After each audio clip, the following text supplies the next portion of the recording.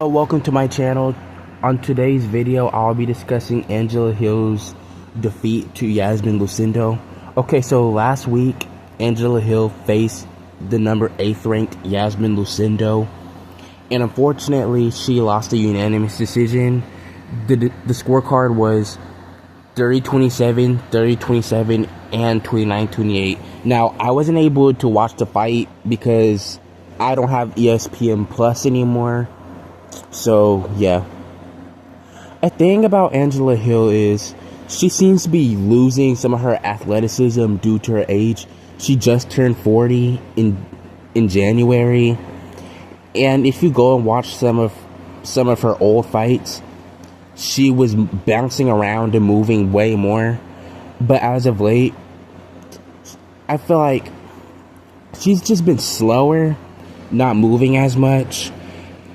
And she also tends to clinch a lot. That's usually a sign. I feel like that's usually a sign that a fighter is aging when they start clinching more often. Another thing about Angela Hill is she's easy to hit. I feel like she's way easy to hit. For her to be a striker, her defense really isn't there. Plus, she also has pillow fists. Not to be rude or anything, but she really doesn't have that knockout power or the power to get respect from her opponents. Now, she does have a couple of knockdowns or a few knockdowns inside her MMA career, but for the most part, her punches really aren't hurting her opponents. And that's why fighters that are less decorated in the striking department are able to outstrike her at times because she doesn't have that power to get the respect. Another thing about Angela Hill is she'll win a couple of fights and then she loses. She's been inconsistent for her entire UFC career pretty much. She's never been able to go on this long streak because she's always winning and then she loses. She's like a win-loss type of fighter. She could have been on a 3-fight win streak, but unfortunately, she blew it against Tabatha Ricci last August. That fight actually devastated me because that could have bumped Hill up the rankings, and she would have probably faced Yan Xiaonan instead of Tabatha Ricci facing Yan. So, yeah. A thing that Hill needs to work on is being more consistent. She loses every time she steps up in competition.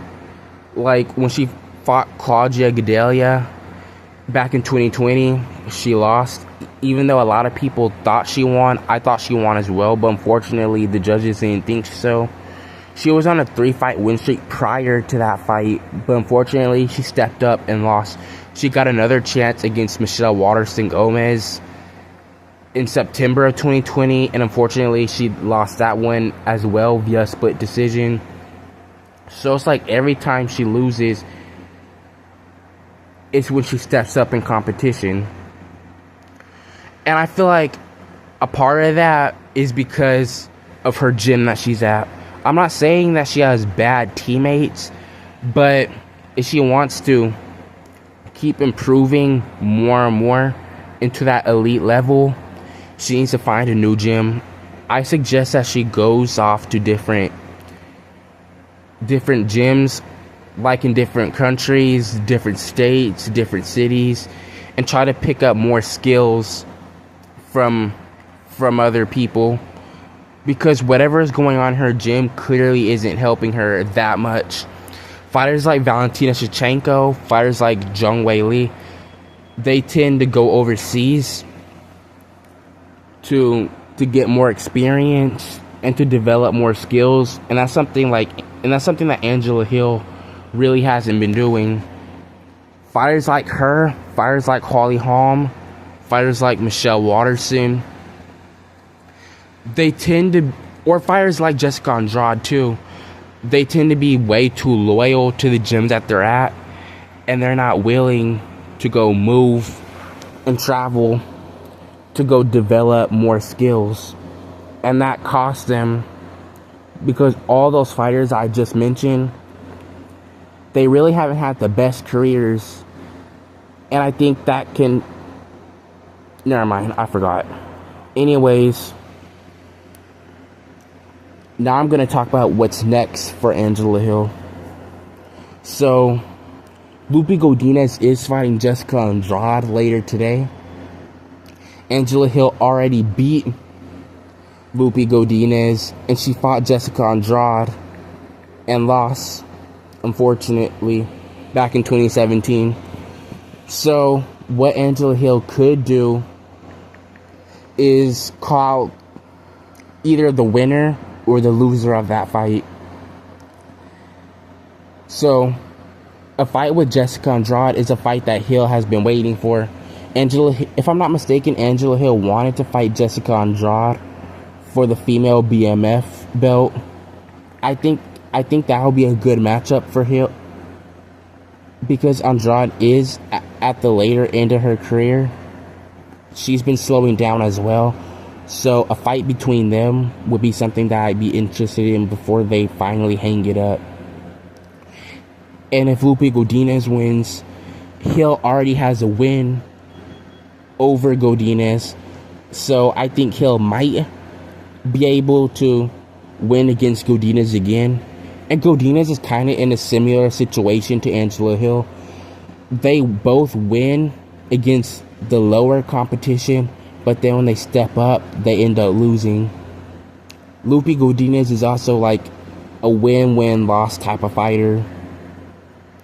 So, if Godinez wins, Hill can fight Godinez to step back up into the competition. So I'm looking at the rankings right now, and Jessica Andrade is at number 5, and Lupe Godinez is at number 11. So if Lupe Godinez wins, she'll be at number 5. So if Hill can fight Lupe Godinez in a rematch and win, she'll finally be in the top 5 for the first time in her career. So I'll be rooting for Lupe Godinez in the Andrade fight, just so Hill can get that fight and be in the top 5 and be in a position to be a title contender. Okay, so that's it for today. If you like this video, make sure to hit the thumbs up, comment, and subscribe. Goodbye.